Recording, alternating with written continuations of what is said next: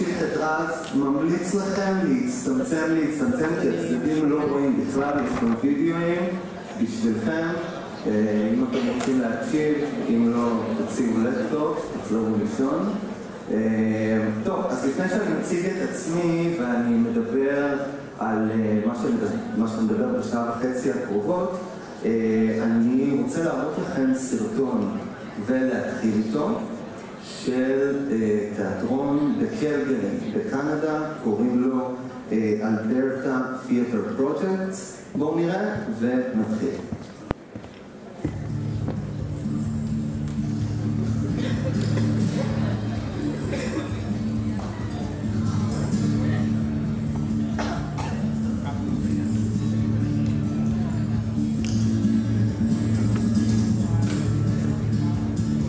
What is art? What is theater? Why is it important? That's like asking, what is life? Why are we here? Does it matter what we do? Theater, you see, is the mirror of our lives. Our struggles, Our pain, our joys, and our triumphs. Theater is this crazy person who has the courage or the insanity. To show up naked. Sometimes literally. To stand in front of an audience and show their work and expose themselves. To say, what do you think? It's not that they're not scared. Of course they are. Terrified sometimes. But that's the price you have to pay for the ability, The honor The immense pleasure. of touching perfect strangers. of being moved to tears. To laugh and to marvel. To open hearts and minds. To open hearts and minds. In the end, this is why we do what we do. We all have busy lives. There's so much information, opinions, confusion. It's hard not to feel lost, scared, and overwhelmed. How do we make sense of it all? How do we find ourselves and each other in all this noise? We're not here to tell you what to do or to lead you down the right path. We're in the same boat you are. We are here to tell you stories. Sometimes they're funny, sometimes sad, or both. but they are all glimpses of us. It's like peeking in someone's bedroom. We're reading their diary.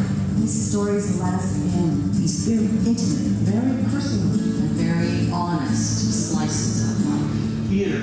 Theater Theater. is where we see us, where we poke fun at ourselves, And we laugh at our shortcomings. where we marvel at the human spirit, where we start to see things from different perspectives. It's where we forget where we are for a couple of hours, We get transported into stories that touch us, move us. or simply delight us. These stories break barriers of time, backgrounds, and opinions. They help us make sense of what it is to be alive right now. And hopefully, they help us to find beauty and peace. amongst all the noise and confusion. Hopefully, Hopefully, they'll help us find us and each other. This is what we do. This is why we do it. This is who we are. טוב, שלום לכולם. ברוכים הבאים לתיאטרון באר שבע. אני מקווה שאתם לא פה פעם ראשונה, אבל אם כן, אז תשקרו לי. למה זה לא עולה? טוב, נגלה בקרוב. אני אתחיל לדבר. טוב, אז לי קוראים קארל כץ. אני מנהל את המחלקה האמנותית של תיאטרון באר שבע. אני אתחיל ואני אספר לכם בעצם סיפור אישי שלי של איך הגעתי למקצוע המטומטם הזה ולמה אתם יושבים פה ומקשיבים לי עכשיו. אז אני גדלתי בבית סובייטי בקריית אתא, קצת רחוק מפה, ובילדותי בתור ילד להורים סובייטים הם היו לוקחים אותי לתיאטרון, למחול, למחזות זמר, ואחת ההצגות העיקריות שנתקעו אצלי היא הייתה בגיל 5. ראיתי את המחזמר בילבי, שזו הייתה הצגת חנוכה במרכז הקונגרסים בחיפה, אם זה אומר משהו למישהו, וההצגה הזאת פשוט נתקעה לי בראש, לא יודע למה. שנים אחר כך אני פגשתי גם את דן דבורין, סיפרתי לה על המקרה הזה, התחבקנו, יש לנו תארים, והיה כיף. ובעצם הדבר הזה הוא סחב אותי תמיד. הרגשתי שזה בעצם המדיום היחיד שאני יכול להתבטא ואני יכול להגיד מי אני ומה אני ואיך אני ומה אני רוצה. ועברו כמה שנים ואני זוכר את עצמי שאני תמיד רציתי להיות שחקן. היה איזשהו יום, זה היה בגיל 11-12, ישבתי עם אמא שלי על ספסל ליד הבית, ובתור ילד תמים, אנחנו מדברים כזה, אמא שואלת אותי מה אתה רוצה שתהיה גדול, כל מיני דברים כאלה, ואז אמרתי לה, ישר אוטומטית, אני רוצה להיות שחקן. ותוך שנייה התחרטתי, אמרתי, טוב, מה אני אהיה? כי אני רוצה לעשות בתיאטרון. ואז אמרתי, טוב, אני אהיה מעצב. אבל לא בא לי לעצב, זה לא כיף. ואז פשוט התחלתי לסרוק תפקידים בתיאטרון, ילד בן 11, אין לי מושג, איך ידעתי שיש בכלל דברים כאלה כמו סאונדמן, תאורן, איש וידאו וכו' וכו'. ואז הגעתי בסוף לבימוי. ואמרתי לאמא, אני רוצה להיות במאי. ואז כמובן סתרתי את עצמי ואמרתי, אוי, זה קשה ברמות. ואז אמרתי, טוב, זה מה שנשאר. ומאז למעשה צפיתי במאות, אם לא אלפי, הצגות בארץ, בחו"ל, בכל חור שאתם יכולים לדמיין לעצמכם, ולא יכולים לדמיין לעצמכם, כי יש הרבה חורים. ולאט לאט סיימתי צבא, טיילתי, עשיתי את תקופת הסמים שלי, נקרא לזה ככה, ועברתי לתל אביב. עשיתי תואר ראשון בבימוי תיאטרון, תואר שני בבימוי תיאטרון, בחוג לאומנות התיאטרון, בפקולטה לאומנויות באוניברסיטת תל אביב. עבדתי כמה שנים טובות בתיאטרון הקאמרי, נניח קצת יותר מוכר. ביימתי שם, הייתי שם עוזר במה, הייתי מפיק, הייתי מעצב תלבושות, הייתי מנהל הצגה, עברתי כל מיני כובעים, וההצגות שלי, שהן היו שלי באותה תקופה, הם הציגו בעצם עד שהגעתי למקום הזה, ומאז אני פה, ואני מאוד אוהב את המקום הזה, אז אתם ברוכים הבאים לתיאטרון באר שבע, אם לא אמרתי את זה עכשיו. ומהכובע שלי, בתור במאי תיאטרון, מורה למשחק, מפיק, מנהל מחלקה אומנותית, באיזה סדר שאתם תבחרו להציג את הדברים, אנחנו בעצם נדבר בשעה וחצי הקרובות על המקצוע הזה, שקוראים לו בעצם בימוי. ובעצם נדבר גם קצת על מחזאות, קצת על עיצוב, ואנחנו בעצם נדבר על התהליך שטקסט כתוב, כלומר מחזה, עובר עד שהוא הופך להצגה שבעצם אתם משלמים כסף ומגיעים לראות על דבר כזה. אז לפני שאנחנו מתחילים וצוללים לעומק וגם נתייחס לסרטון שהצגתי בפניכם, כי בכל זאת אקדמיה, אני מזמין אתכם, לא חובה, אבל תנסו רגע להיזכר בחוויה כזאת או אחרת שהייתה לכם מהמדיום הזה, שקוראים לו תיאטרון. אני בטוח שכולם ראו תיאטרון, הצגה כזאת או אחרת, בווריאציה כזאת או אחרת, גם אם היא לא מוגדרת כהצגה. יש אנשים באקדמיה שאומרים שגם משחק כדורגל בסוג של הצגה, אולי נגיע לזה, אולי לא נגיע לזה, נגלה את זה תוך כדי. לבריאות. וזהו, אז אני מזמין אתכם, תנסו לחשוב על זה. זה סתם ייתן איזשהו קונטקסט נחמד בעצם למה שנדבר היום. אז כמו שאמרתי, אנחנו הולכים בעצם לדבר היום על בימוי, ובעצם בתהליך הבימוי. מהי עבודת הבמאי, איך במאי עובד, מה זה מחזה, מה זו הצגה. אני כן אומר, ואני מתחיל בזה, אי אפשר לסכם את זה לשעה וחצי, את מה אנחנו באמת עושים, ואין גם באמת שיטה אחת סדורה לאיך מביימים. אבל יש בעצם סוג של, נקרא לזה, אבני יסוד, שאנחנו נעבור עליהם, נדבר עליהם. אבל כן אני מזכיר ואומר את זה כבר מעכשיו, לכל במאי יש את השיטה שלו, כל במאי עובד אחרת, כל אומן באופן כללי עובד אחרת, אבל שוב ניגע בדברים הרלוונטיים ונשזור בתוך זה קצת כתיבה, קצת עיצוב, קצת משחק, ויהיה כיף. טוב, בואו נתחיל בעצם עם כמה מושגי יסוד, אנחנו בעצם נדבר עכשיו על מה זה מחזה, מה זה הצגה, ולמה הדבר הזה הוא לא אותו דבר. אני כן אומר, מי שלא רוצה לכתוב או כאלה, אני לא יודע איך זה עובד אצלכם, מבחנים, לא מבחנים, עבודות, צלמו שקופיות. גם אני הייתי באקדמיה, מכיר את הסיפור, אז פשוט תצלמו ויהיה לכם את הכל. אז בואו נדבר בעצם, נתחיל ממה זה מחזה.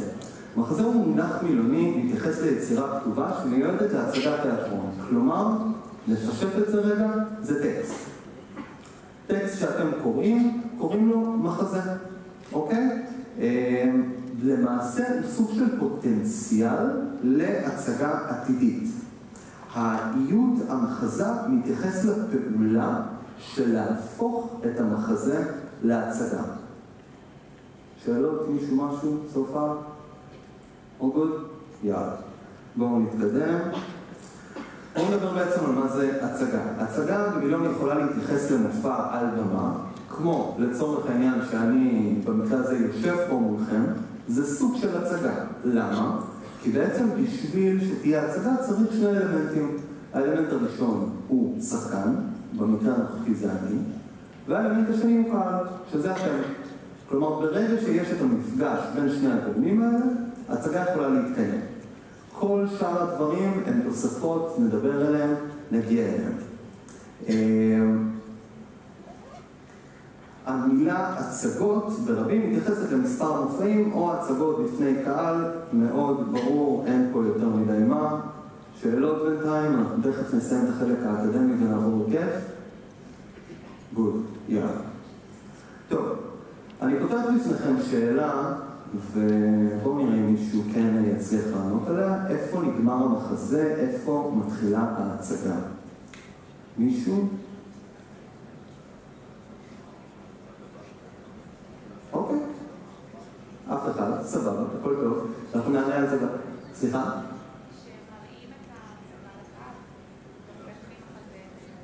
אוקיי, אבל איפה המחזה מסתיים?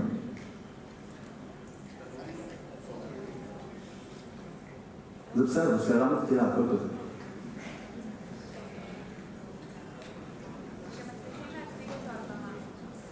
אוקיי, מקבל. גוד. יפה, אבל אנחנו נענה על השאלה הזאת בעצם בסוף השיעור. ואיך קוראים לך? עדי. טוב, תודה לעדי שענתה את תשובתה. מה לחזור על מה שהיא אמרה? כן. רוצה לחזור על מה שאמרת? נראה לי אבל שזה תיאטרון, אז אולי כדאי אינטראקטיבי קצת. אלא תראו, לא נורא. בואי, נרד עלייך.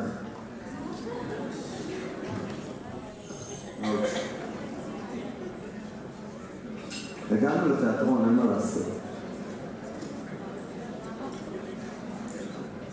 דיברנו על מתי נגמרת ההצגה ומתחילה המחזה. נכון. מתי המחזה מסתיים ומתחילה ההצגה. כן, אז טענתי שהמחזה נגמר כשאנחנו צריכים להציג אותו על במה, וההצגה מתחילה כשיש לפניה קהל. נכון? נכון. ואנחנו נרחיב את זה. תודה רבה להגיד.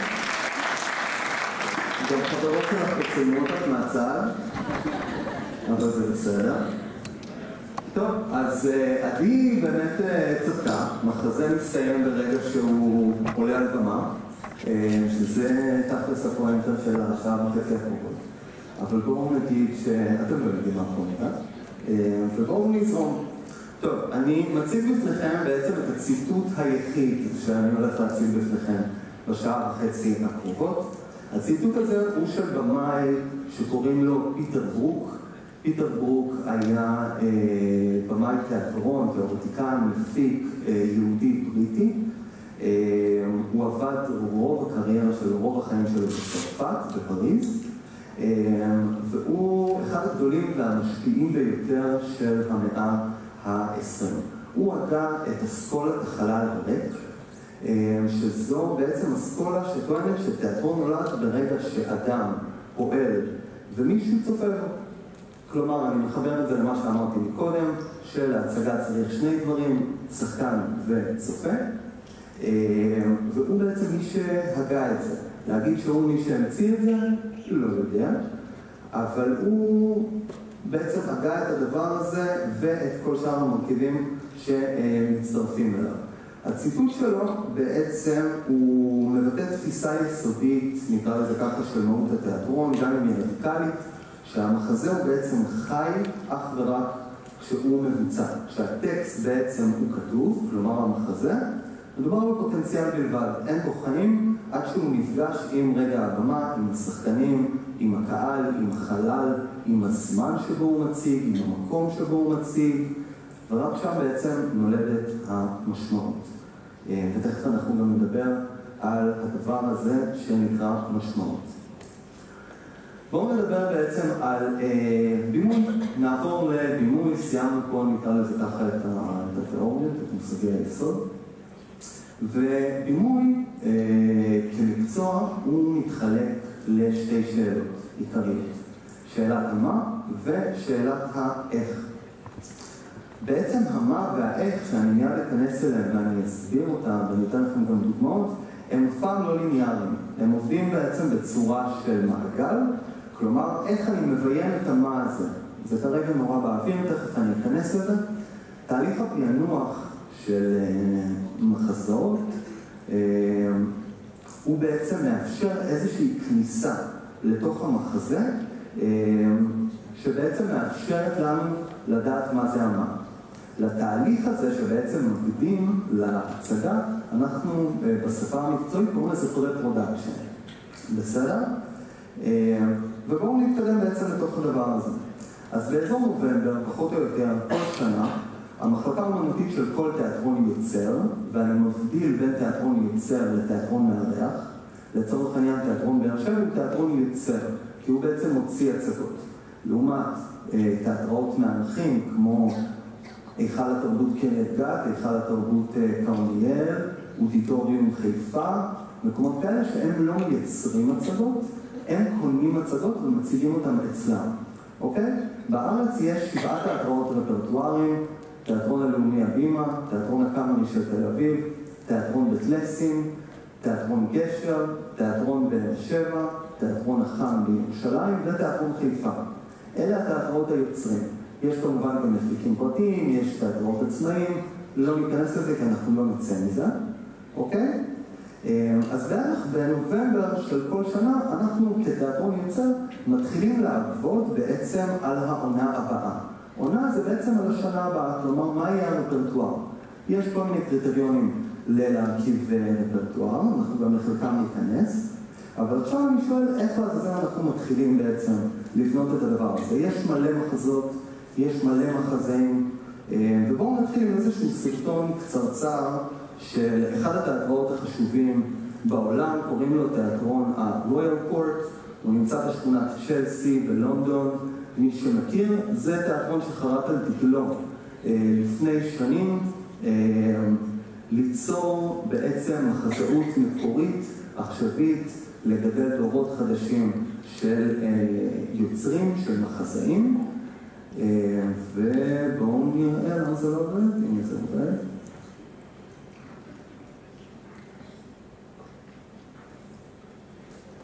רגע.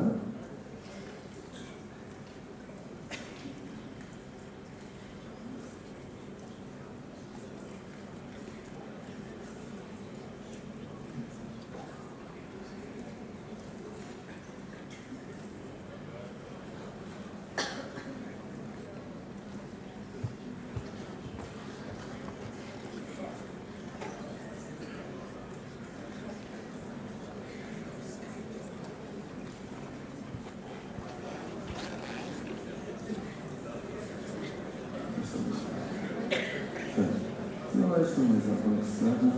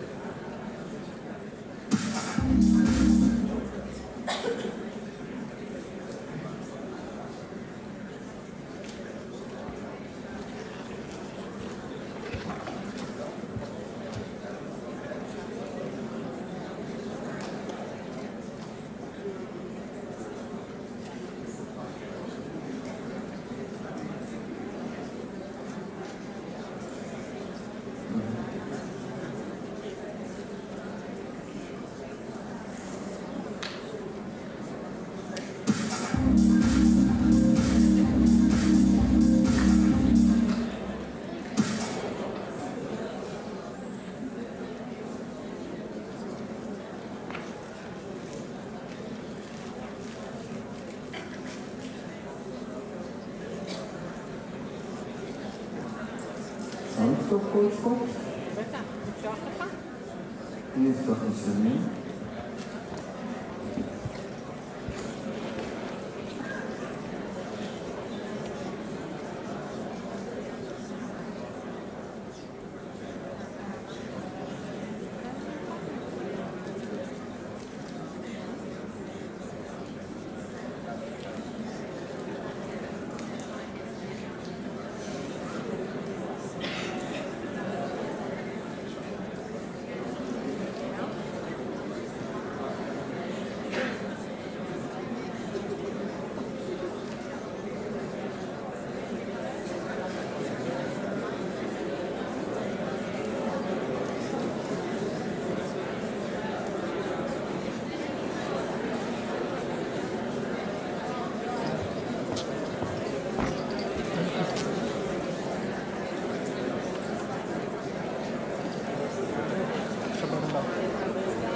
כן.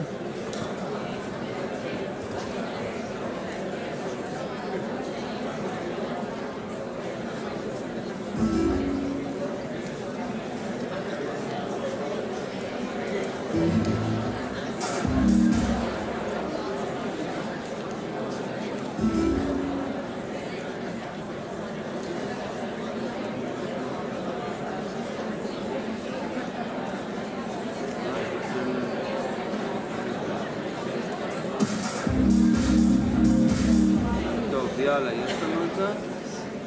לא?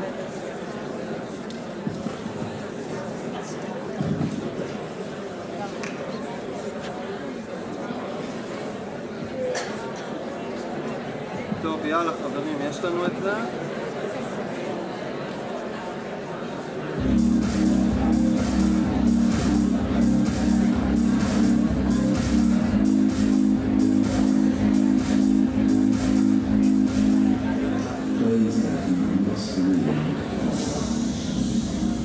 King Lear, Shakespeare's King Lear.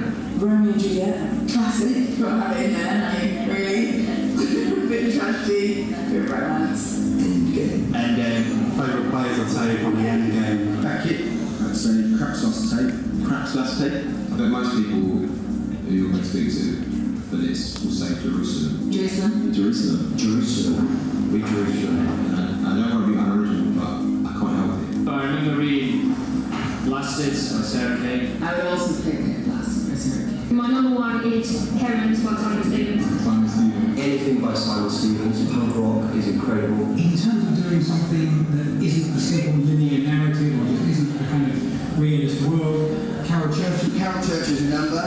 Top Girls, it's also Schweiker and Far Away. Far Away by Carol Churchill, which I just think is absolutely brilliant. If you want something short and sharp and brutally theatrical, the later Pentaplay, something like Mountain Language or One for the Road. Birthday Party. I saw a caretaker, Mark Gamble, and I'm going to make him afterwards with my dad dressing really naked. I think for plotting, you should read Martin McDonagh. The Peach Queen and the Heron by Martin McDonagh. Just an incredibly entertaining and very, very dexterous playwright. There are so many fantastic plays. I loved Cock by Mark Bartlett. Man in the Moon Marigold. True West, Very Child, James Lynn. Scenes from the Big Picture. Saved by the Bell. Bookner's Sweet Egg. Raisin in the Sun. Raisin in the Sun. The Seagull. The Seagull. Ecstasy. Who's Afraid of Virginia Woolf? Beth. Hurricane. Top Gun, Underdog. Constellation, Antigone. The thing to do really is to read as many plays as you can. I think you should read something really, really bad. Something maybe 3,500 long, written in the early part of the 19th century. Find an anthology of Victorian plays and read one of those, and then thank your lucky stars you're alive today.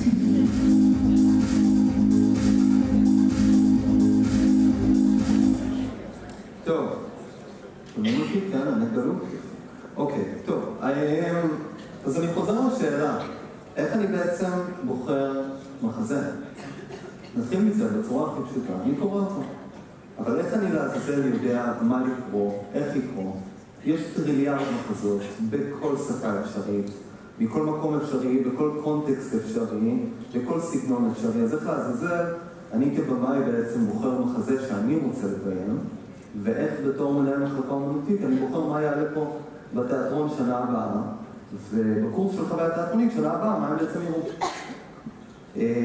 בואו נגיד לדוגמה, אם אני לוקח עכשיו את המלט, או רומאו ויוליה של שייקספיר, מחזות חמודים, אבל בלתי נסבלים, כי הם תכונים ברמה בלתי פרופורציונלית, עשו אותם בכל וריאציה אפשרית, על כל במה אפשרית. איך לעזאזל אני קורא אותם מחדש. בואו נראה עוד סרטון, שאני מקווה מאוד שהוא יעלה לי, של מישהי שקוראים לה אמנדה וטקינס. היא בעצם דרמטורגית במחלקת דרמטורגיה של תיאטרון אליאנס תיאטר באטלנטה, בארצות הברית. בואו נראה מה היא אומרת. Being a literary manager at the Alliance, I am spending a lot of my isolated time right now reading scripts. And I often hear, and quite honestly, I often have to ask myself, how do I read a play? And before we launch into some useful strategies and guidelines about how to, let me start with why. Reading the words of a play on the page can feel like you are absorbing a piece of art half-baked, because theater exists in the moment and is the result of many moving pieces coming together at once. Scenic design, direction, actors communicating wants and needs to each other. Audience members are led in the theater to absorb what's playing out in front of them in real time. But play readers are tasked with so much more. The passivity of watching is replaced by suddenly becoming an active participant. The play reader has a front row seat to the perspectives and personalities wrestling inside the author. The reader isn't burdened by being led by production elements. The reader has this opportunity for an inside look into the characters and their respective journeys, to the themes of the play, how the piece reflects the playwright's thoughts and opinions in real time on the page about the political and cultural issues surrounding the particular time period. The simple act of reading the play makes the reader a shapeshifter. Now here's a couple of do's and don'ts, and this is just my opinion, these are things that work for me. Firstly, unbiased eyes can enhance your read. So I like to resist the urge to Google the playwright, or frankly, if it's possible, to even know the playwright's identity until after I've read the play. Also, reading in one sitting is helpful without distractions. This is very useful. You would watch a play in real time without the starts and stops, and reading the play, it should operate the same. And pay close attention to stage directions. Pay close attention to the character breakdown. They're there for a reason, and they're actually clues as to the playwright's intention once the play is on its feet. Now, where the reader's opinions and personal experiences meet the playwrights is frankly what's so exciting to me about the theater. So often what we call critical analysis is somewhat interchangeable with the question, how do I read a play? So we're going to look at critical analysis through the lenses of the following things: structure, dramatic action, character journeys, thematic focus, language, and historical context. In preparation for your reading, you might want to keep like a handy list of the following questions right by your reading location. So firstly, looking at structure. Take a look at the rhythm and the progression of the play as it's informed by scene structure, act breaks, character entrances and exits, physical locations. Ask yourself the question, how do the sequences and durations of scenes affect the overall rhythm of the play? Secondly, dramatic action. Ask yourself, what is the overall action of the play? What is the central conflict? What do the characters want? What do they do to get it? What's in the way of their getting what they want? And when does it feel the rising action of the play has hit its peak? Character journeys, a third look. How, where, and why are the main characters changed from the beginning of the play to the end of the play? And is this change due to the character's desire for it, or is the change forced upon them? Thematic focus. What might this play mean? And this question should be viewed in direct correlation with the dramatic action. It's really two ways of thinking about the same thing. Dramatic action describes the characters in conflict. Thematic focus describes the meaning extracted from that action and its results. Also, what shows up multiple times in the play? An idea, a sound, a visual element. These motifs, for lack of a better word, often evolve over the course of the play, and they can signify developments in character, action, and circumstance. Language. How do the characters speak? What does the language on the page signify as far as social class, region, culture, character traits? Pay close attention to the pauses in the language, and adversely when the rhythm of the language seems to speed up, and also take a good look at those interior stage directions as far as the playwright speaking to pacing in the language. Lastly, look at historical context. Now, most likely the time and place of the story is going to be signified by the playwright at the beginning of the play. So approach your reading with the setting in mind. Where does it take place and when? Because no matter where the play is set geographically and when the time might be, all good writing resonates with a contemporary audience. So pay close attention to how time and place are relatable in a contemporary setting. And lastly, honestly, there's really no right way to read a play, so allow your intuition and your imagination to come into your play reading and enjoy this fabulous moment of joining your mind with the playwrights. So happy reading to you all. אוקיי.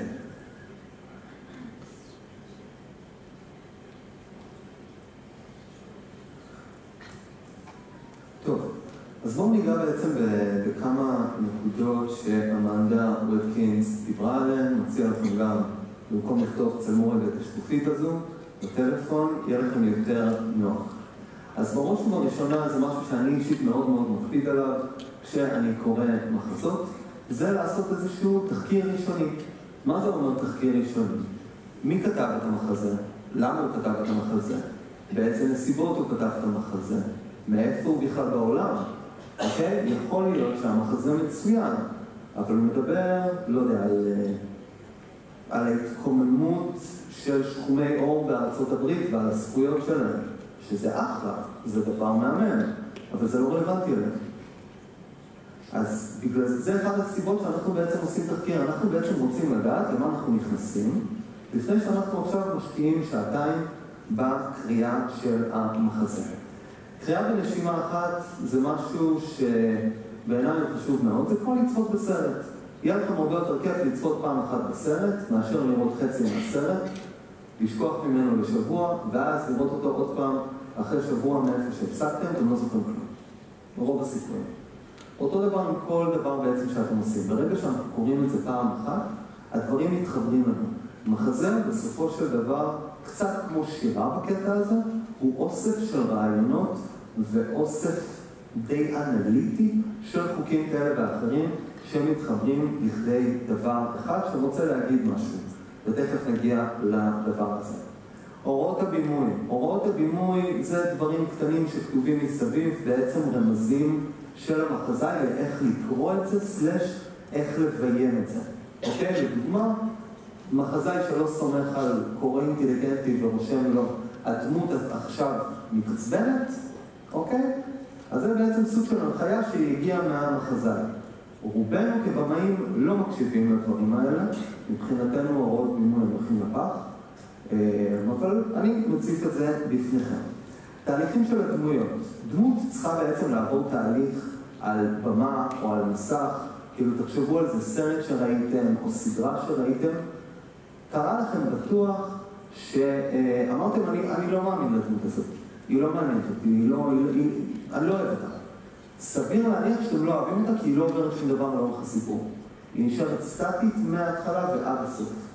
מה שמעניין זה לראות איך דברים משתנים, אוקיי? מה שסטטי ואחיד הוא אף פעם לא מעניין, גם על במה זה לא עובד, אוקיי? צורה, צורה ומוטיבים, יותר נכון, אבל נתייחס בעיקר לצורה. יש המון אסכולות לתיאטרון. האסכולה שברובה מוכרת ועובדים על פיה בארץ היא האסכולה הבריטית, האסכולה הבריטית-אמריקאית, שזה בעצם תיאטרון שהוא הרבה יותר ריאליסטי, כלומר קונבנציונלי, משהו שאתם יכולים להסתכל עליו ולהבין אותו.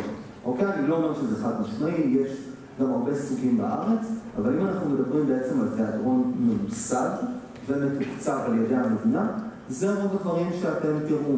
אם אתם תלכו לראות עכשיו הצגה בגרמניה או בהולנד או באוסטריה, סביר להניח שאתם תראו משהו אחר לגמרי, שהוא שונה לחלוטין מכל דבר שאתם מכירים, אוקיי?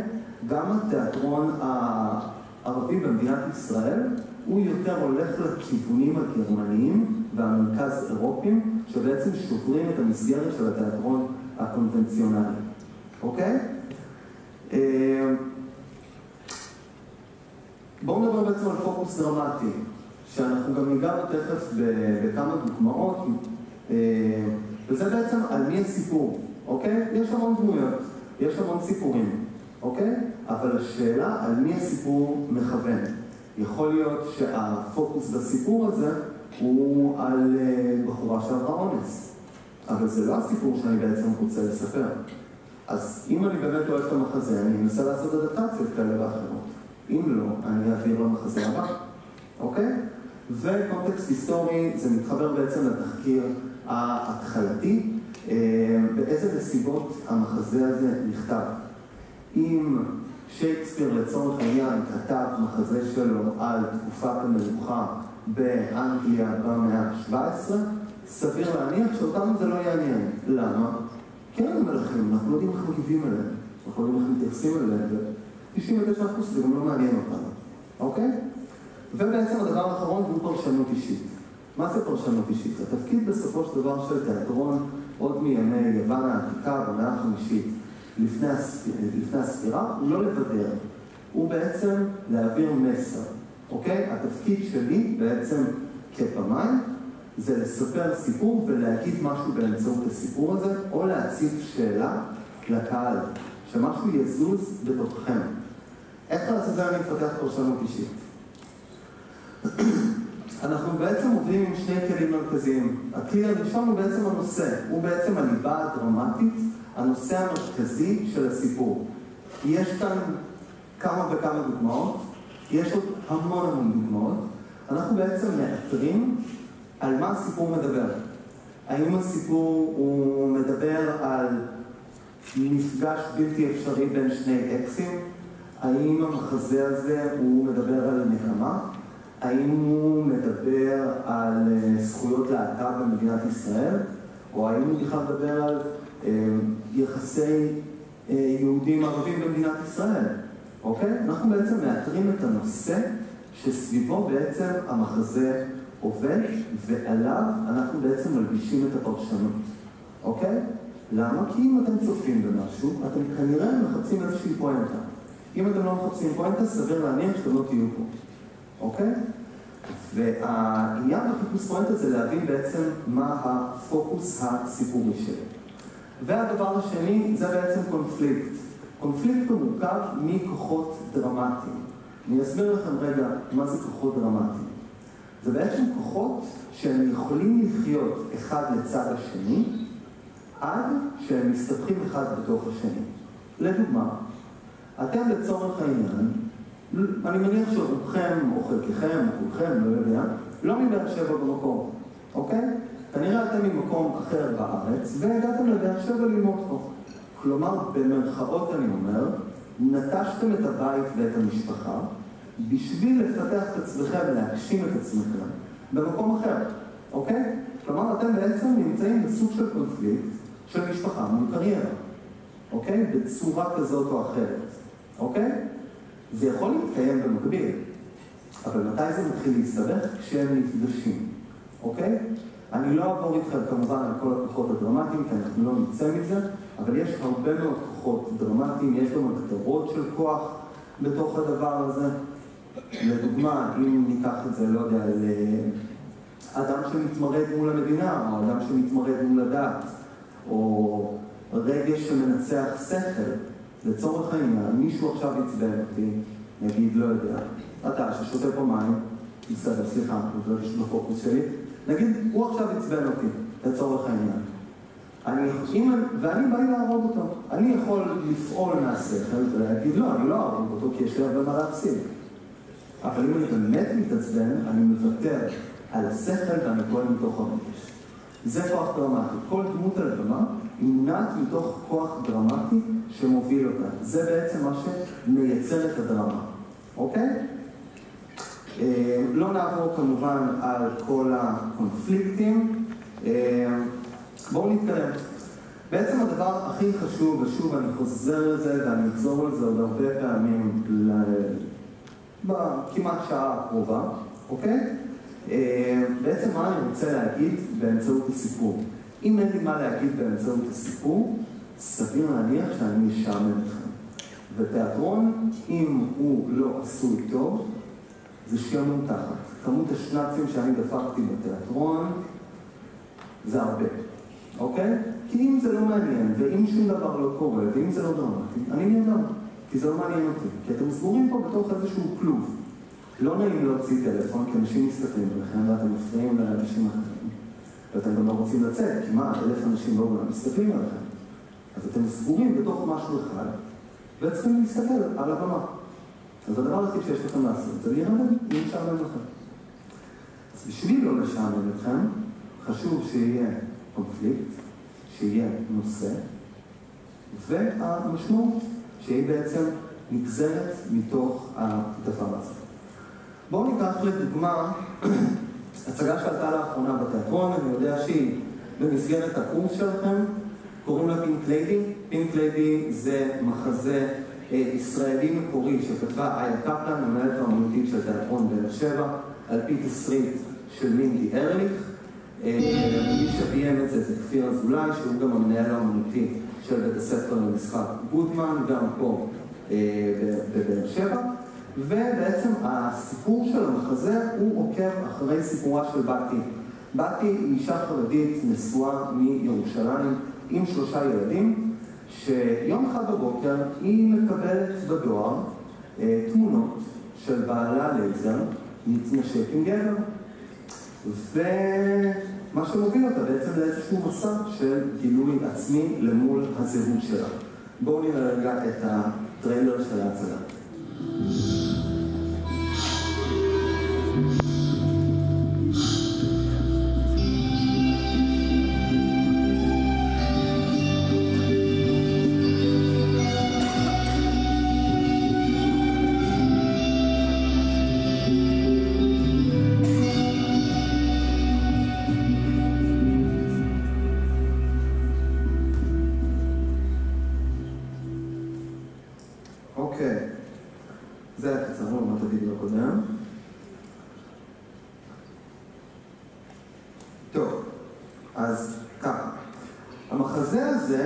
מה שבאמת מאוד מאוד מעניין בו זה שהוא פתוח להרבה מאוד פרשנות. מי שראה אותו, ראיתם אותו כבר? כאילו חלקכם? כן, אני לא עושה ספוילרים? גוד. המחזה הזה הוא נתון לפרשנות שהיא מאוד מעניינת בעיניי, כי אפשר לפרש אותו בכמה דרכים, בעיקר 2 דרכים אפשריות. הסיפור המרכזי, ופה אני אספר לכם שזה באמת מה שהמחזאית והבמאי התכוונו עליו, זה בעצם מאבק של אישה למול העולם החרדי. זה מה שבונה לנו את הקונפליקט הדרמטי שעליו דיברנו מקודם. כלומר, יש לנו פה יחיד, אותה אישה בתי, למול החברה החרדית, שזו חברה, יחיד מול חברה, אוטומטית. ולמה אני גם החלטתי שזה הנרטיב המרכזי של הסיפור? על פי סוף הסיפור. אתם זוכרים כאילו מה קורה בסוף ההצגה? כן? יש את החתונה, אוקיי? ואז בעצם יש את עינת הולנד, השחקנית הראשית שמשחקת את בתי, עם הילדה הקטנה שלה, שזה 2 בנות, מיקה פרנטה ונעמה גלר, אוקיי? ומה בעצם אותה בתי אומרת לבת שלה? תרקדי ותעשי מה שאת רוצה. כלומר, היא שולחת אותה לחופש. במילים אחרות, מה שאני בעצם מנסה לומר, זה שהנרטיב המרכזי הוא משתקף כאן בסוף, אוקיי? הסיפור הוא באמת עוקב אחרי הגילוי העצמי שלו, אבל בפועל השורה התחתונה של ההצגה זה קצת פמיניסטי, זה קצת נותן לאישה את המקום שלה, וגם זה איזשהו תיקון היסטורי שהיה במשך מאות אם לא אלפי שנים בתיאטרון העולמי, כי עד לפני 100 קצת יותר שנים נשים בכלל לא הורשו לעבוד במקצוע הזה, לא הורשו לעלות על במה. בתקופת שייקספיר גברים שיחקו תפקידים של נשים. בגלל זה, אם אתם קצת מכירים או שאתם זוכרים מהתיכון, דברים שלמדתם וכאלה, יש מעט מאוד תפקידים טובים לנשים במחזאות. בדרך כלל התפקידים שיש זה המשוגעת, זה המטומטמת, זה המעצבנת, זה המשרתת, אבל כמעט ואין במחזאות הקלאסית מישהי שבאמת טובה ומונעת מכוונות טובות. אז כן. אז בעצם אני חוזר לפינק ליידי כאן בעצם ומה הפרשנות של איה המחזאית ושל כפיר הבמאי של לתת את המקום לאישה. אבל ניתן לפרש את הסיפור הזה בעוד דרך. למה? כי יש לנו פה בעצם בחור חרדי שיוצא כנגד העולם הדתי סלש קונסרבטיבי ובעצם מנסה להיות הוא בסופו של דבר נולד הומו, והוא רוצה להיות מה שהוא, אוקיי? אבל יש לו את הקהילה שמונעת ממנו ומנסה להכניס אותו לאיזושהי מסגרת, אוקיי? זה גם יכול להיות קו שאפשר ללכת איתו.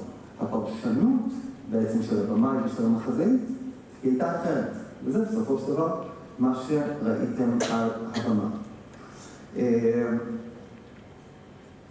בואו נדבר על עוד הצגה שרצה פה בתיאטרון. קוראים לה כל החיים לפניו, לדעתי לא במסגרת הקורס, לא, אבל מישהו כן ראה? לא, אוקיי. אולי קראו את הספר. אז אנחנו עכשיו נפרט על זה. פה אני בעצם רוצה לתת לכם דוגמה לאיזושהי אמירה אישית, שהיא קצת פחות סיפורית, ויותר מדברת על קונטקסט ועל תקופת זמן שאנחנו נמצאים בה. ההצגה הזאת, כל החיים לפניו, היא מבוססת על רומן של רומן גרי, תורגם בעברית על ידי דורי פרנס, ובוים על ידי אמיר וולף. היא עלתה בקיץ האחרון כאן בתיאטרון באר שבע, באולם הקטן שלנו, למעלה. מי שטרם ראה, שזה נראה לי הרוב, באמת מוזמן, אחלה של הצגה, ואני לא אומר סתם. הסיפור בעצם עוסק בסיפור חברות בין מדאם רוזה למומו. שני השחקנים הראשיים זו אסתי זכאי, היא משחקת את מדאם רוזה, והילד הצעיר כאן זה שון איסה, הוא הבן הצעיר של נורמן איסה. ובעצם הסיפור הוא מספר את סיפורה של רוזה, שרוזה היא יהודיה ניצולת שואה, זונה לשעבר, שמגדלת ילדים של חברותיה למקצוע שנטשו את הילדים שלהם. אחד מהילדים האלה הוא מומו. מומו זה קיצור של מוחמד, הוא ילד מוסלמי שההורים שלו נעלמו. הקשר ביניהם הוא קשר לא הגיוני בעיניי, ברמה של על גבול האבסורדי. היא דואגת לו כנראה יותר ממה שהיא דואגת לילדים שלה, שאין לה במקרה הזה. ובפרשנות של אמיר, העיסוק המרכזי של ההצגה הוא המפגש בין התרבות היהודית לתרבות המוסלמית, כפי שהוא מתבטא ביחסים בין מדאם רוזה למומו הצעיר. רוזה מגדלת את מומו לאהוב בני אדם ללא תנאים. בעיניי, וזאת החלטה מבריקה מאוד של תיאטרון באר שבע בעיניי, ואני לא לוקח על זה קרדיט כי זה לפני שאני התחלתי את התפקיד שלי פה, זה בעצם להציב מראה למול החברה הישראלית פוסט 7 באוקטובר. אנחנו חברה שהפכנו להיות כלפי עצמנו, אני כבר לא מדבר כלפי אחרים, כמאוד מפלגת. אם אולי הכי מפולגת בעצם שהייתה ever. כולנו חשדנים אחד כלפי השני, כולנו מתוחים, כולנו תאומים. ודווקא מהמקום הזה לספר סיפור על חמלה בין שני אנשים שהם לא הקונטקסט הרחב של רובנו. זונה יהודייה לעומת ילד מוסלמי, הסיכוי שהם יפגשו אפסי. ובתוך הדבר הזה לנסות לבנות אולי משהו חדש או לתקן או מה שזה לא יהיה. בואו נראה סרטון מההצגה.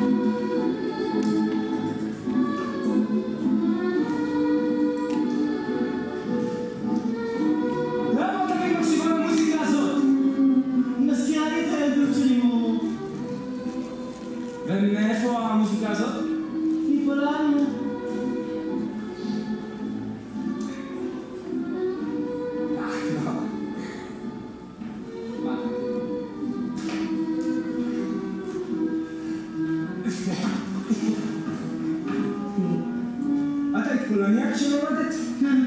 אני עדיין פולניה.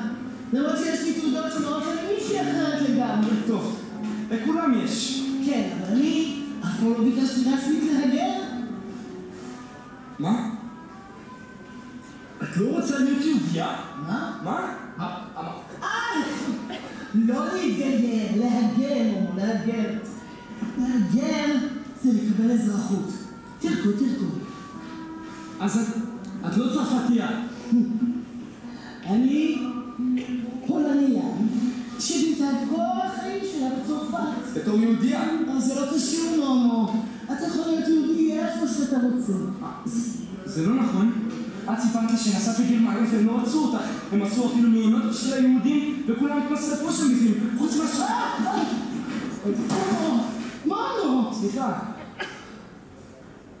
תמר בבקור נומו.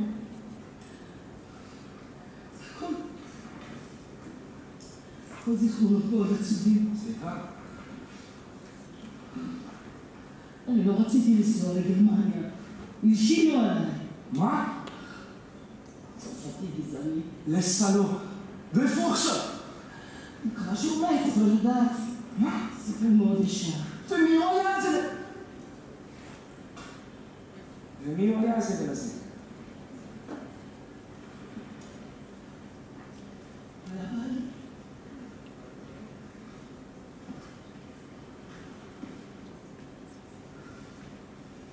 זה אני ידעתי.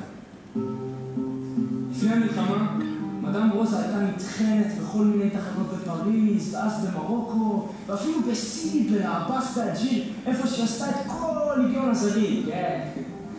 אחר כך, היא חזרה לצרפת ומצאה לאהבה. והטיפוס הזה, בעלה, דאג לה יפה מאוד, ובסוף שלח אותה לאצטדיון שמשם שלחו את היהודים למסרף אותם. לדעתי היהודים הם בני אדם כמו כולם, ולא צריך לשנוא אותם על זה. אדם רוזה? אדם רוזה. נו, זה נגמר הזמן עוד. יותר טוב לחשוב על פולניה ועל הליגיון, שהיא צעירה ויפה. אדם רוזה.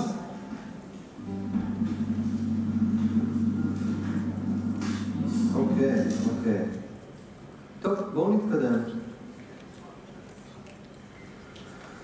טוב, בואו נעבור בעצם לדבר הבא, וזה בעצם, בואו נדבר קצת על בניית קונספט. אנחנו נגיד שבחרנו כבר מחזה, אנחנו יודעים מה אנחנו רוצים לעשות איתו, אנחנו יודעים מה אנחנו רוצים להגיד באמצעותו לקהל, ואנחנו עוברים בעצם לתהליך העיצוב. זה השלב הבא. זה שלב שבמאי הופך להיות אדם מאוד מאוד שמח. למה? כי במאי, מעצם התפקיד שלו הוא אדם שעובד לבד במשך חודשים, ובשלב שנכנס המעצב הוא מרגיש קצת פחות לבד. הבמאי יש עליו המון אחריות בסופו של דבר, והוא יודע את זה, וגם במסע שלו הרבה מאוד אנשים, היא נשענת על הבחירות שלו. לדוגמה, אם אני עכשיו מביים הצגה לא טובה כאן בתיאטרון, זה ישפיע על משכורות של רוב העובדים בבניין הזה. למה? כי אם הצגה לא תימכר, לא יהיה ממה לשלם להם, לא יהיה משכורות.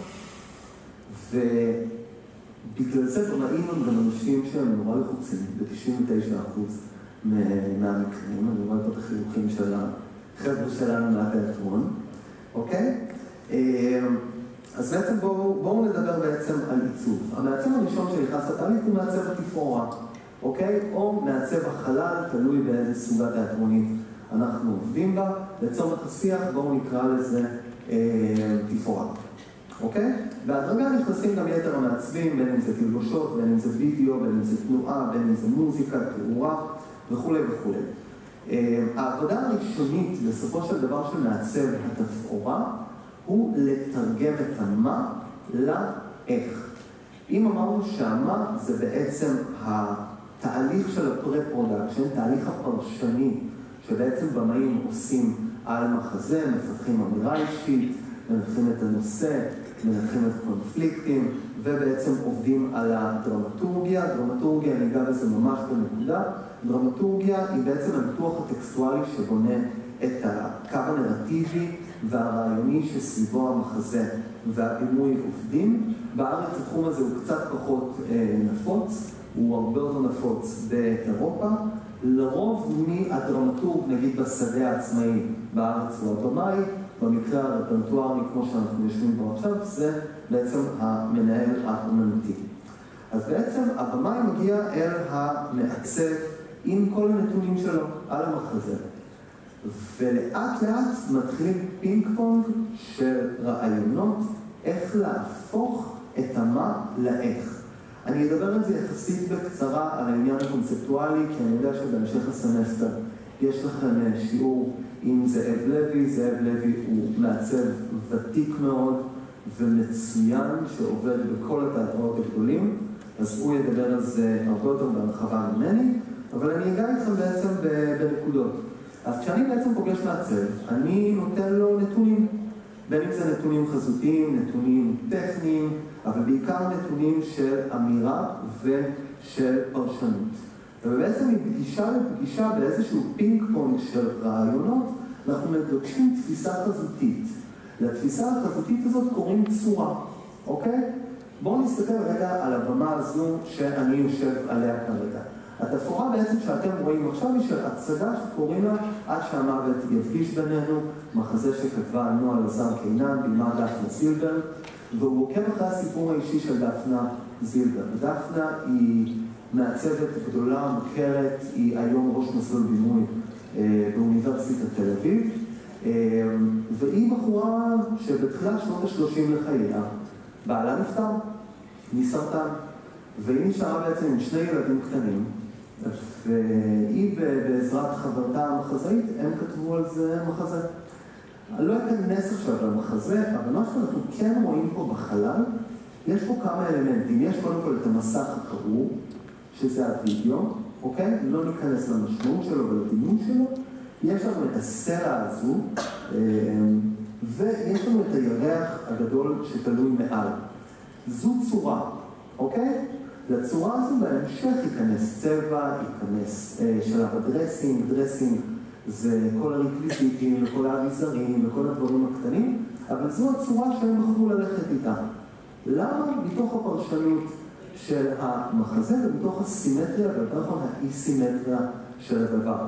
כי אם רגע תתעלמו מקיומי, תנתקו את השולחן מפה, יש לכם אלמנט אחד פה, אלמנט אחד פה. כלומר, הבמה היא כן מאוזנת. אוקיי? זה דברים שזאב ירחיב עליהם וידבר עליהם, זה חוקים בימתיים, ואנחנו לא ניכנס לזה. אז אנחנו בעצם מדברים על צורה. ברגע שאנחנו מתגבשים על צורה, לאט לאט אנחנו מתקבלים גם על איזה ז'אנר, אנחנו עובדים בתוכו. האם אני עושה הצגה שהיא שלאגר מסחרי, שזה משהו שהוא מאוד קונבנציונלי, מאוד ברור, מאוד קומי, מאוד נגיש, לסוגים ששונים בתוך האוכלוסייה הישראלית ולא בהכרח לקהל של צפון תל אביב או לא בהכרח לקהל של פריפריה, אלא גם וגם. אוקיי? זה חלק מההחלטות על ז'אנר. כמובן גם סגנון נכנס בתוך הדבר הזה. האם אני עושה הצגה ריאליסטית, או שהאם אני עושה סוריאליזם, או שהאם אני עושה פוסט-מודרניזם. מושגים שלא צריך לזכור אותם, סתם אני זורק. אוקיי? וכמובן שפה ויזואלית. כלומר, איך הדבר הזה מתפקד? האם הדבר הזה זז? האם הדבר הזה נכנס ויוצא? האם הדבר הזה מתפרק על הבמה? האם הדבר הזה מתאסף לאורך ההצגה לכדי משהו אחד? כל אלה נכנסים לתוך שפה ויזואלית. זה בעצם דברים שאנחנו מתקבעים עליהם אחרי שאנחנו מתקבעים על צורה. בעצם השלב עם המעצב, כמו שאנחנו קוראים לו, אנחנו קוראים לו השלב שאנחנו בונים עולם. למה? כי אנחנו בונים חוקים לעולם הזה, שיתר המעצבים והשחקנים יוכלו לעבוד בתוכו אחר כך. בעצם אחרי שאנחנו מגבשים את כל העקרונות שלנו, מעצב בונה מקט. אתם יודעים מה זה מקט? לא. מקט זה דגם מוקטן של הבמה, בקנה מידה, וזה בעצם כלי העבודה המרכזי של הבמאי ושל המעצבים. למה? כי אם אני עכשיו מקים תפאורה מטורפת, ואני צריך לשלוח את זה לאיזשהו מפעל שייצר לי את זה, אני צריכה בעצם מידות המידות. המידות האלה הן תמיד בפרופורציה לחלל. זה חלק מהעבודה של מעצב. בשלב הזה אנחנו נותנים את הדעת גם על כל הדברים הכי קטנים, בין אם זה צורה, תנועה, צבע או כל דבר אחר.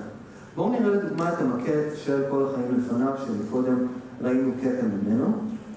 אז בעצם אנחנו מדברים על אולם 3. אולם 3 זה האולם הקטן של תיאטרון באר שבע, חלל מאוד קטן על גבול הקלסטרופובי, ויש לזה סיבה שההצגה הזו נעשה באולם הזה. אנחנו מיד נדבר עליו. בעצם המעצבת של ההפקה זו סבטלנה ברגר, יחד עם אמיר וולף הבמאי, הם בעצם ביקשו לייצר עולם שהוא אוסף של זיכרונות. הקונספט הבימתי הוא נשען על הזיכרונות שמשקפים את העולם של רוזה ושל מומו. קטן, צפוף ובלוי, אוקיי? למה? בשביל שכשאתם נכנסים לאולם, זה מה שתרגישו. זה קטן, זה צפוף, זה לא נוח, זה לא כיף, בא לי לצאת פה. זה מכוון, אוקיי? אבל עם קסם מקום, כמו שנקרא, של זיכרונות ילדים. יש על הבמה, זה לא מופיע כאן במקט, אבל יש סוס נדנדה קטן. הסוס נדנדה הקטן הזה הוא בעצם מסמל את מה שהיה בעולם הזה לפני שהוא נהרס. לכן יש פה איזושהי ילדותיות בתוך פלטת הצבעים, בתוך השימוש של הדברים הקטנים. יש כאן את הפסי רכבת מעל, שיוצרים איזושהי ספירלה ומערבולת עד התקרה, אוקיי? ובעצם אותה רכבת לאושוויץ. זה לא בהכרח חייב לעבור לכם כשאתם צופים בזה, אבל זה חלק מתוך המנגנונים הקטנים שמרכיבים את הדבר הגדול. ואם אתם רואים, יש לנו גם פה את פנס הרחוב מאחורה. פנס רחוב בתרבויות אירופיות הוא מסמל בעיקר זנות. למה? כי אם תחשבו על סרטים ישנים, אותן נשים, שחקניות במקרה של הסרטים האלה, הם עומדו ליד פנסי רחוב, בדיוק כאלה. אז יש חשיבות לכל בחירה הכי קטנה, לגודל של הדברים, לצורה של הדברים. החלל הזה הוא חלל שהוא מסתובב, זאת במה שהיא מסתובבת לשני צדדים. בצד השני יש בעצם חלק מתוך המחזה, הוא מתרחש בתוך המרתף. המרתף הוא מה שקוראים לו בתוך המחזה, החור היהודי של מדאם רוזה. כלומר, זה המקום שהיא מזכירה בתוכו את הדת שלה, וכמו שאנחנו רואים, משטח המשחק פה הוא אפילו עוד יותר קטן מהמשטח הקודם, ומי שמסובב את הבמה הזו זו אחד השחקנים. במקרה הזה זה מומו, שון איסה, הוא בעצם מסובב את הבמה כי הוא גם מספר של הסיפור. כלומר, הוא מניע את הסיפור. אם אתם זוכרים מהסרטון שהראיתי לכם מקודם, היה איזשהו חלק שהוא דיבר לקהל, בעוד אסתי זקן שמשחקת את מדאם רוזה, יצא מהבמה. הוא בעצם המספר. אם הוא המספר, הוא מניע את הסיפור, והוא גם יכול להניע את התפאורה. יש לדברים האלה חשיבות, והדברים האלה נבחנים בדיוק על הדבר הזה. בקצרה מאוד, אני אראה לכם גם את המקט של פינק ליידי, בשביל שיהיה לכם כאילו איזשהו מושג, כי בכל זאת אתם גם ראיתם את ההצגה הזו, זה גם מוקטן בקנה מידה. מי שעיצבה את זה יהודית אהרון, גם מהצוות מאוד מאוד מוכרת בארץ, יחד עם הבמאי כפיר אזולאי, הם עיצבו את זה יחד. העידוד המרכזי שאנחנו יכולים לראות בתפאורה הזו, זו אבן ירושלמית. יש כאן איזשהו הדהוד לכותל, אוקיי? המשחק בעצם של הקירות האלה שזזים ממקום למקום, זה מיועד בשביל ליצור את הקלסטרופוביה של ה-so called עולם, שהוא ירושלים, על בתי, הדמות הראשית, שהיא היחיד מול החברה הזו. אם אתם זוכרים, הקירות כל הזמן זזים, בכל מיני וריאציות, נפתחים, נסגרים וכו' וכו'. אוקיי? בואו נתקדם לליהוק, אוקיי? כי זה שלב שהוא מאוד מאוד כיף, כי שחקנים זה דבר כיף. אני רוצה להראות לכם סרטון, שהוא סרטון כיפי בעברית, מסדרה שקוראים לה חזרות, שאני מקווה מאוד שראיתם, זה בכאן 11, אם לא ראיתם אז דחוף ללכת לראות, כי זה באמת סדרה מצוינת, יצרו אותה נועה קולר וארז טריגס, לדעתי עכשיו גם בדיסני פלוס או משהו כזה. בואו נראה סרטון מתוך הדבר הזה. אם זה נראה לי.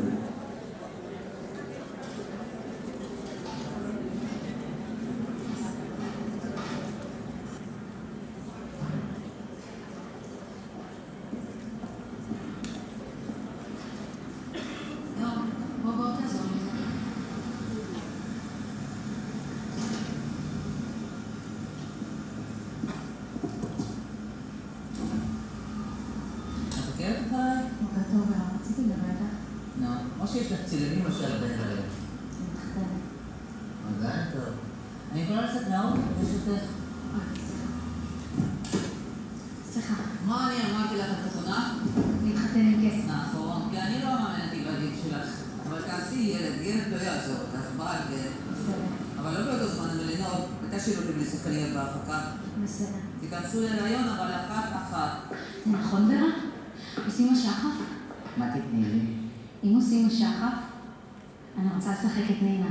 ואני רוצה שממשלה תעביר 500 מיליארד לתיאטרון. איך זה? מספיק, חלק. הגיע תורי ואת יודעת את זה. ואני מבקש ממך שלא יעלו לך רעיון בראש ללהק מי שאחרת לתפקיד הזה. הוא התחיל לשיר? תאמיני לי, כבר מתחשב להציג את התפקיד לאלינור. את יודעת שקיבלתי מלגה בלימודים על המונולוג של נינה? בוקר טוב, טלטה. בוקר טוב, מה נשמע? תתני לי את המכינות של אתמול. כן. נראה איזה כיף כל כך. משפחה בהפתעה, עולם מלא, מלך הארץ, פעמיים עולם מלא, דרק כזה מוכר מונד. ריצ'רד השני, יקרה בעולם. לעשות שייקספיר בלבנט זה כמו לזרוק פנינים מול חזרים. תשכח, אין חינם יותר. כולם משלמים כרטיס, כן? כולם. ברור, מה אנחנו ממש מחכים. תזכירי לכל דבר. מבינה מה זה שאנחנו נעשה עכשיו צ'רקוב. עושה שחף, יעני עוד תודה לאל סופר. איפה באתי ולמה יש תיאטרון, אבל איזה ביקוש, מולד חולים. בגלל זה, ובגלל שאני אוהבת אותך, אני שמתי אותך בקומדיה. ישראלי מקורי, חדשה. שאת תנשקי את הרגליים של הכסף לבית חדש. אני לא רוצה, אני מסוגלת לעשות נינה. את טיפשה כמו פרה מול רכב, זאת קומדיה מרתיחה. בשביל מה באתי לדעת, זה בשביל מה? את יודעת שאמרתי לסוכנת שלי שאני מפסיקה לעשות טלוויזיה בסדרות נוער, כי אני מכוונת עכשיו לתפקידים איכותיים, ואני פה כדי לעשות תפקידים גדולים, נקודה. אני נינה. את לא. אני נינה. את לא. אני נינה. סיימת? כן. יופי. מה שנינה זה תפקיד לבחורה בדיכאון, ועצובה כמו מוות, ורוצה את מה שהיא לא מקבלת. ואת עכשיו יפה, ושמחה, ואת מתחתנת, יש לך כסף, קבל את כל מה שאת רוצה. מה את צריכה את זה? תעבור לפיה של קומדיה, 1+1 קוראים לזה. לדעתי את תדלתי על התפקיד. אני לא סתם אחת. ואחר כך נראה, בסדר? הנה תודה. לא יפו. טוב, אז קודם כל, בואו ניתן לכם תשובה מה זה נינה, כי ברור לי שזה לא common knowledge, נגיד את זה ככה. נינה היא אחת מהדמויות הראשיות במחזה השחף של אנטון צ'כוב, מגדולי המחזאים של המאה ה-20. זה אחד התפקידים הכי נחשקים על ידי כל שחקנית בקריירה שלה. וזה תפקיד ששחקניות גם יערבו בשבילם.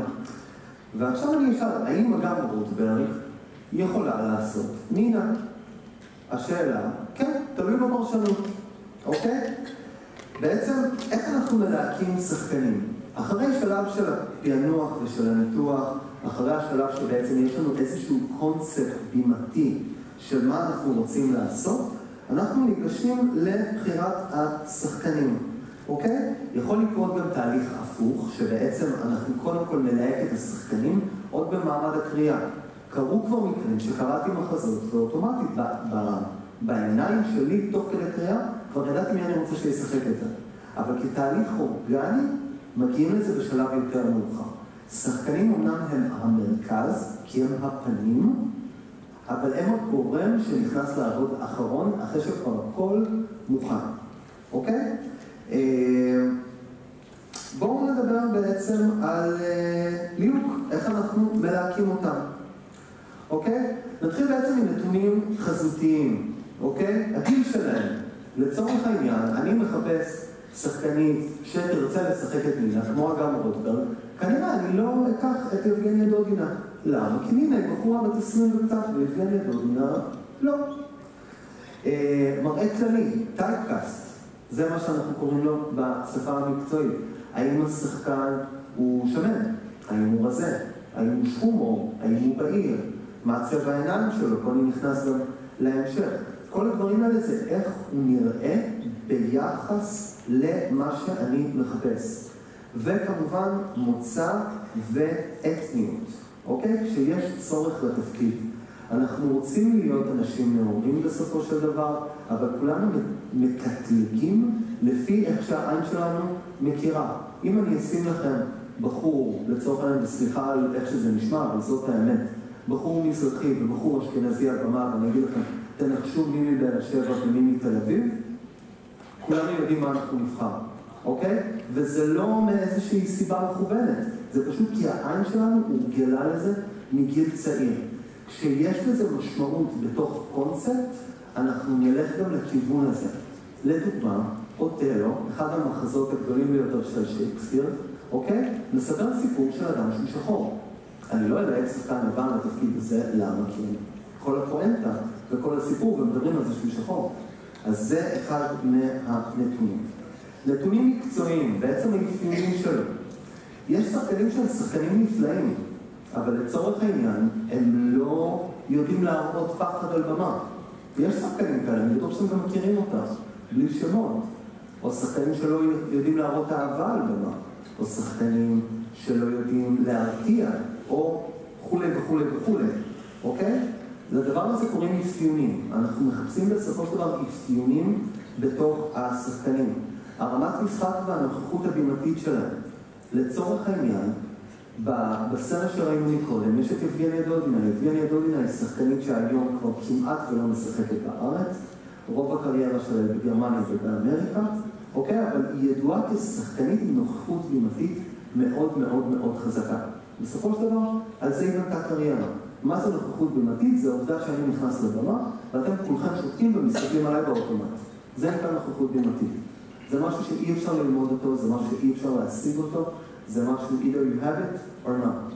אותו דבר עם זמרים. אתם מכירים את הזמרים האלה שיש להם קול מהמם, אבל בהופעה, שם לא לכם. כי לא קורה כלום, בסדר, סבבה, נחמד, אבל באותה מידה, התחלתי לשים את זה באפל מיוזיק או בספוטיפיי, וזה נשמע אותו דבר. כי אין להם באמת נוכחות בימתית, אוקיי? יכולות פיזיות, אם התפקיד שלי, אני צריך שהם ירקדו, שהם ישירו, שהם יעשו איזושהי אקרובטיקה. זה חלק מהנתונים, אוקיי? אם אני צריך שהם ינגנו, או שהם יעשו חיקויים, אוקיי? זה גם נתונים לליהוק. כימיה עם שחקנים. לצורך העניין, אם אני עכשיו מלהק הצגה, אני כנראה לא אקח אקסים לתפקיד של זוג. למה? כי שיהיה לי בהצלחה מחדר החזרות. וגם על הבמה הם לא יוכלו להביע אהבה. תפקיד הזה של השחקן הוא לייצר אמת בסיטואציה שקרית. כי תיאטרון בסיטואציה שקרית, כולם יודעים שאנחנו משחקים בשבילכם, ואתם צופים בנו משחקים, אוקיי? אבל בשביל שאתם תאמינו לי כשחקן, אני צריך לייצר אמת ובאמת להרגיש את זה על הבמה. אם אני לוקח אקסים לתפקיד של זוג אוהב, אם הם לא שחקנים וואו, כנראה שהם לא יצליחו לאהוב אחד את השני על במה. ואז אתם לא תאמינו להם. התאמה לבמאי, התאמה לסגנון הפקה, זה נכנס בסופו של דבר לתוך הקונספט. נתונים כלליים, הכשרה מקצועית. אם השחקן למד משחק, כנראה שאני אקח אותו לעומת שחקן שלא למד משחק. שוב, הכל בהתאם לדמות, הכל בהתאם להכל. פרויקטים קודמים, פרסים והישגים, גמישות ולוז, יכול להיות שהוא שחקן נפלא, אבל אנחנו לא מסתדרים על תאריכים, אוקיי? תקשורת והתנהלות מקצועית, שחקן שלא עונה לי לוואטסאפים, לא יעבוד אצלי, אומר את זה אמיתי. התאמה תקציבית, כוח מסחרי, יח"צ. בסופו של דבר, הדברים האלה עולים כסף, יש חשיבות. כשאני מוכר הצגה של אפרת רוינגל ודורון בן דוד בתפקידים הראשיים, זה לא כי סתם אני לקחת אותם, כי השמות שלהם קודם. ובסופו של דבר זה גוף כלכלי כמו כל דבר במדינה הזאת, אוקיי? אז אחרי שליהקנו בעצם שחקנים, בואו נדבר רגע על הדרכת שחקנים בחדר החזרות. אני רוצה להראות לכם קטע מתוך סדרה בנטפליקס שקוראים לה קומינסקי מתוד. אם אתם מכירים, נניח שכן, זה היה די קונסנזוס פה לאחרונה. The pandering, bowling clowns sucking up the candle after our people's fucking choices.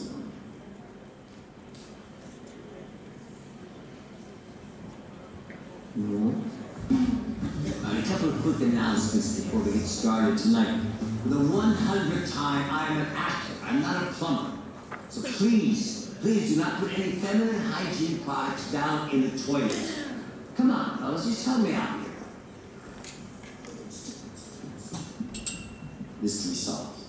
Second thing, I'm canceling my Tuesday night sitcom workshop. You guys did not take my class to become a bunch of pandering, overpaid clowns sucking up the candle after people's fucking choice. I like the People's Choice Award. All right, let's get our scenes up so we can improve your parents' wrong. Why don't we start with one of our new students tonight? What is your name?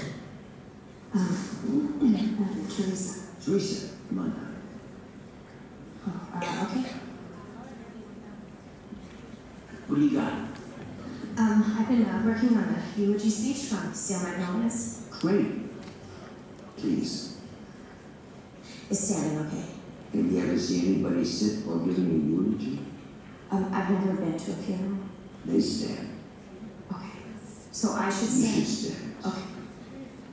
I'm going to use the stool as a gravestone. Why not? Hey, welcome back. Whenever you're ready. I'm fine. I'm fine. I'm fine. I'm fine. I can jog all the way to Texas and back. But my daughter can't. No, she never could. Oh, God, I am so mad. I don't know what to do. I want to know why. I want to know why Shelby's life is over. I want to know how that baby will ever know how wonderful his mother was. Will he ever know what she went through for him? Oh, God, I want to know why. Why? Wow. Yeah? Yeah. Sally Field did that in the movie, right? And if memory serves me, that was pretty much the way she did it. Guess who her acting coach was? Oh my God, really? Wow. So, what I want you to do is to try it again, but this time, show me how you would do it. I don't understand. Sally did her thing with it, and now you do yours. You just lost your daughter after she had a baby. Same words.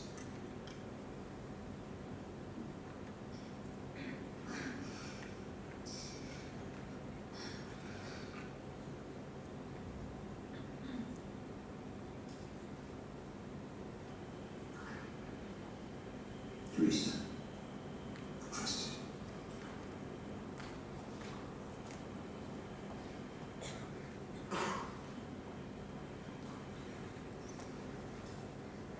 I'm fine. I'm fine. I'm fine. I'm fine. I can jog all the way to Texas and back. But my daughter can't. No, she never could. Oh, God, I am so mad. I don't know what to do. I want to know why. I want to know why Shelby's life is over. I want to know how that baby will ever know how wonderful her mother was. Will he ever know what she went through for him? Oh, God, I want to know why. Why?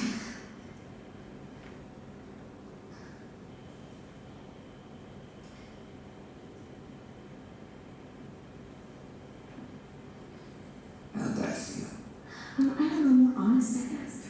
Honest? Well, we certainly want to avoid that. Any thoughts, opinions? Come on, don't be shy. There are no wrong answers here. I liked it better when she cried. Yeah, that's wrong. I thought the second time was better. Because You gave her a note? it was better because I gave her a note? No, not just the note. Just that you obviously wanted her. Could you pick someone else? Come on, don't tell me what I want to hear. Tell me what you feel. What you think. Anybody, come on. Yes. I thought the second way she did the speech was more interesting. Okay, why? Well, crying is a socially acceptable way to express grief. It's what you're expected to do, but people feel all sorts of things when they lose a loved one. Just not okay to show them. So venting her anger was more interesting. Yes, and the writer knew it. It was right there in the speech. She says she's mad. Thank you. Lisa. Thank you, Lisa. You're welcome, Sandy. So I did good? אוקיי. אני מסביר לכם עכשיו למה העליתי את הסרטון הזה, ואני אשתדל לעשות את זה יחסית קצר, כי אנחנו כבר די בסוף. בואו נדבר בעצם רגע על מושגי יסוד במשחק. איך בעצם שחקנים עובדים, מה מפעיל אותם. קודם כל, אם אתם זוכרים מקודם, אני אמרתי שמשחק זה לייצר אמת בסיטואציה שקרית. אוקיי, מה שבעצם מייקל דאגלס אמר לאותה שחקנית, זה תעשי את זה כמו שאת עושה את זה. למה? כי על זה עובד משחק. אני לא אשחק את זה אף פעם כמו אף שחקן אחר מוכשר ככל שיהיה. למה? כי כל בן אדם הוא אחר. גם על במה, כל בן אדם הוא אחר. שחקן מונע מתוך רצון. רצון זה הדבר שמניע את השחקן לפעול. כל מילה שיוצאת לשחקן מהפה, היא מגיעה מאיזשהו רצון. זה נכון גם לתיאטרון, גם לקולנוע, גם לכל מדיום שיש בו שחקן על במה. מה זה רצון לצורך העניין? אותה ליסה בסוף, כשהיא רצתה לקחת את המורה למשחק לארוחת ערב, אוקיי? היא ידעה מה היא הולכת להגיד. היא ידעה מאיזה מקום היא הולכת להגיד את זה, היא גם ידעה באיזה טיימינג להגיד את זה. כמובן שזה מבוים ככה וכתוב ככה, אבל יש לה רצון מאוד מאוד ברור. היא רוצה אותו. לכן היא עונה תשובה נכונה, לכן היא כנראה עשתה הכנה לפני השיעור הזה, וכל מה שנלווה לדבר הזה. מכשול זה בעצם הדבר שנכנס לתוך הקונפליקט. הוא עוצר את הרצון מלפעול. לצורך העניין, אני אתן לכם דוגמה. אותו בחור ששתה מקודם מים, ואני רואה שהוא הלך, אוקיי? אם אני רציתי להרוג אותו לפני, אוקיי? ולא הרגתי אותו, זה כנראה כי המכשול אצלי דיבר. למה? כי אני ידעתי שיש לדבר הזה השלכות. אוקיי? המכשול זה דבר שהוא עוצר שחקן, ובתוך הטווח הזה, בין הרצון למכשול, נוצר מתח. המתח הבימתי שמייצר את הדרמה. מניע זה בעצם הסיבה למה השחקן עושה את מה שהוא עושה. לדבר הזה שהשחקן עושה, בעצם שאפקטיבי על הפרטנר, במקרה הזה להתחיל איתו, קוראים פעולה דרמטית. שחקנים אסור להם בתכלית האיסור לשחק רגש. רגש הוא תוצאה של המשחק שלהם. הם משחקים פעולה, כלומר להאשים מישהו, לפצוע מישהו, לשכנע מישהו, להתריע וכו' וכו'. הדבר הזה הוא מה שמייצר את המשחק. כל מילה היא מנותחת בחדר החזרות עם השחקנים, בשביל שיצא מהדבר הזה פעולה. בגלל זה התהליך הזה הוא לוקח כמה וכמה חודשים. מטען רגשי זה בעצם כל מה שנמצא לתוך סל הערכים של השחקן ושל הדמות. האם הדמות הזאת, איפה היא הייתה דקה לפני? האם היא לא התעוררה בבוקר, או האם היא נאנסה חס וחלילה אתמול בלילה, או שההורים שלה התגרשו, או שהיא נפרדה מחבר שלה. אוקיי? כל הדברים האלה הם משפיעים על המשחק. אותו דבר כמו בני אדם. אם לצורך העניין, אתם לא התעוררתם היום בבוקר, החרתם לאוטובוס להרצאה, באתם כולכם בלחץ, לא עשיתם קפה, לא עשיתם סיגריה, אתם רק רוצים שהדבר הזה ייגמר. אתם במצב רוח אחר, מבין אם ליום שבת, קמתם בבוקר, אין לכם מה לעשות, צחוקים וכיף. אוקיי? הדברים האלה נכנסים לתוך מטען רגשי. סאבטקסט. סאבטקסט דוגמה הכי טובה.